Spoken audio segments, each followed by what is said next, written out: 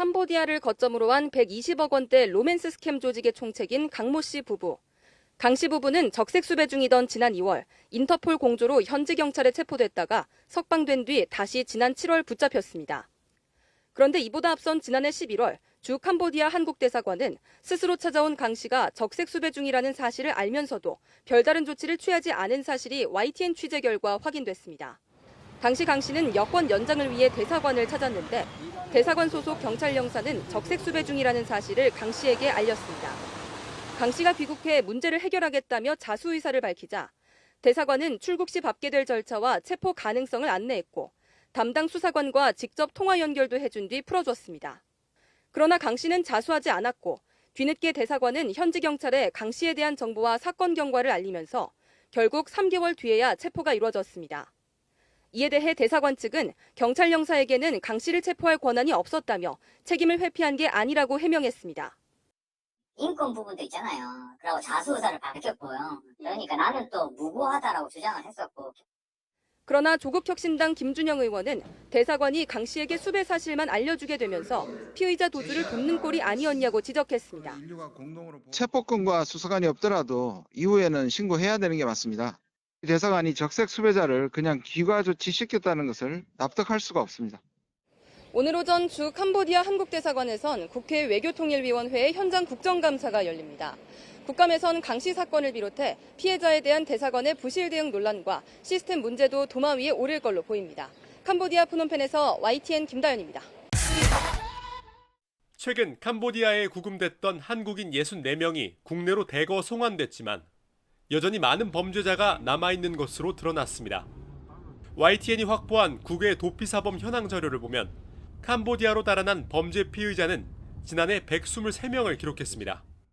지난 2015년에서 재작년까지 평균적으로 1년에 25명이 도주한 것과 비교해 5배 가까이 많았던 겁니다. 올해는 상반기에만 118명이 캄보디아로 달아난 것으로 집계돼 연말까지 도피사범은 지난해보다 많을 것으로 예상됩니다. 반면 같은 기간 캄보디아에서 국내로 송환된 범죄자는 지난해 48명, 올해 상반기 28명에 그쳐 도주한 규모보다 현저히 낮은 수준입니다.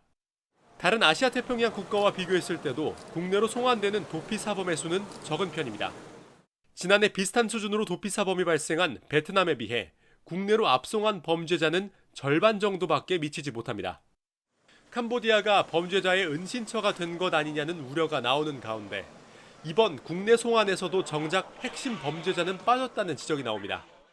로맨스 스캠으로 120억대 규모의 사기를 친 혐의를 받는 부부와 다른 조직원 다수가 이번 송환 대상에 포함되지 않았기 때문입니다. 이들 부부는 올해 초 캄보디아 현지 경찰에 붙잡혔는데 9개월째 송환이 지연되고 있습니다. 한국 총책으로 활동을 했고 몸캔 사기를 치는 조직의 총책이었어요. 그런 사람이 지금 들어와야 되는데 이미 잡혀진 지가 오래됐는데 못 들어오고 있으니까. 법무부는 이와 관련해 이번 송환 64명은 캄보디아 당국이 선정한 추방 대상자 명단으로 이뤄졌고 해당 부부에 대해 범죄인 인도 청구를 검토하고 있다고 밝혔습니다.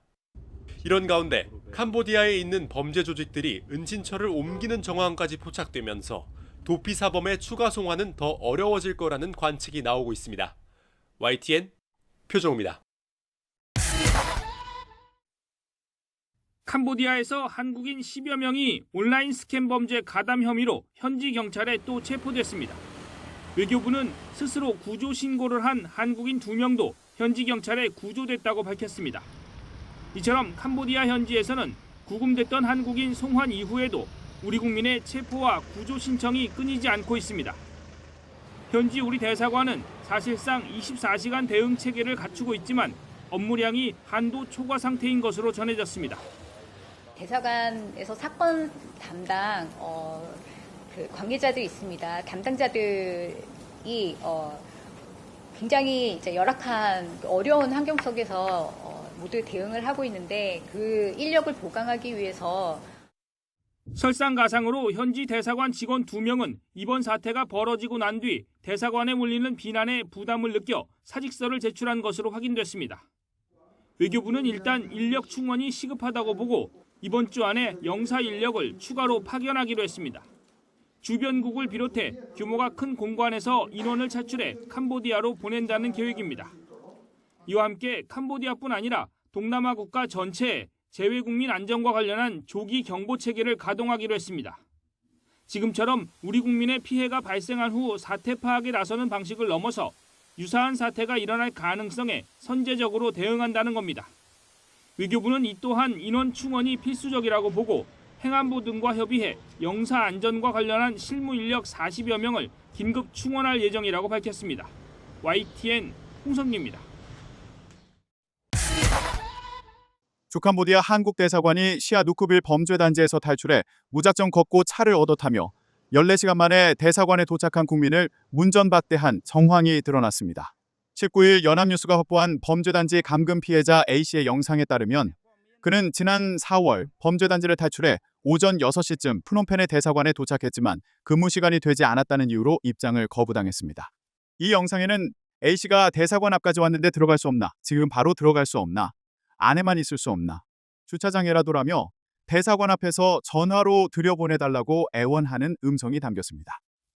대사관 관계자는 저희 대사관이 오전 8시에 문을 연다라고 답하고 A씨가 계속해서 애원하자 전화를 다른 관계자에게 바꿨습니다. 그러나 또 다른 관계자도 결국 입장을 거절한 것으로 전해졌습니다. A씨는 범죄단지에서 탈출한 전날 밤부터 계속 제발 와달라고 전화했다라며 여러 번 범죄단지에서 감금 피해를 당했다고 설명했지만 문이 열리지 않았다고 했습니다. 그는 대사관 인근의 가게에서 물건을 사거나 근처 현지인들에게 말을 걸면서 2시간여를 기다린 끝에 마침내 업무를 시작한 대사관에 입장할 수 있었습니다. A씨는 캄보디아에서 주식 관련 일을 하면 고수익을 얻을 수 있다는 글을 보고 갔다가 감금과 폭행을 당하며 불법적인 일을 하거나 3천만 원을 내놓으라는 협박에 시달렸다고 설명했습니다. 그는 범죄단지에서 탈출을 시도하기 전에 옷 속에 숨겨둔 휴대전화로 대사관에 문자를 보내 구조를 요청했습니다. 그러나 대사관에서 정확한 위치와 사진을 요구해 도움을 받을 수 없겠다고 생각했습니다. 당시 독방에 감금된 상태로 온종일 감시를 받으며 폭행을 당하는 상황에서 사진을 찍거나 위치를 파악하기 어려웠기 때문입니다. A씨는 범죄단지 안에서 할 수 있는 행동이 제한적인데 어떻게 얼굴 사진을 찍고 단지 내부 사진을 찍어 보내겠나라며 외부에서 도움을 받을 수 없겠다고 생각했다고 말했습니다. A씨가 감금됐다는 소식을 들은 가족이 한국 경찰에 신고하기도 했으나 당시 경찰은 구체적인 확인 없이 아드님이 납치된 게 아닌데 거짓말을 하는 것 같다라며 도움을 주지 않은 것으로 전해졌습니다. A씨는 프놈펜에 있는 대사관에만 가면 살 수 있겠다는 생각에 오후 7시쯤 범죄단지 뒷문을 통해 탈출을 감행했습니다. 그는 총 맞고 죽을 수도 있지만 차라리 죽겠다는 마음으로 탈출했고 밤새 걷고 히치하이킹을 해서 현지인 차를 얻어가며 프놈펜에 있는 대사관에 도착했다고 했습니다. 중간중간 승합차가 도로를 지나가면 풀숲에 숨고 다시 잡혀가면 누군가가 신고해주기를 바라는 마음에 중간중간 얼굴이 나오도록 영상을 찍어 SNS에 올리기도 했습니다. 그는 운 좋게 범죄단지에서 빠져나왔지만 대사관의 대응이 아쉬웠다고 토로했습니다. A씨는 시아누쿠빌에서부터 계속 걸어와 너무 지쳤다라며 대사관에 바로 들어가지 못하는 시간 동안 다시 잡혀갈까 봐 두려움에 떨어야 했다고 말했습니다.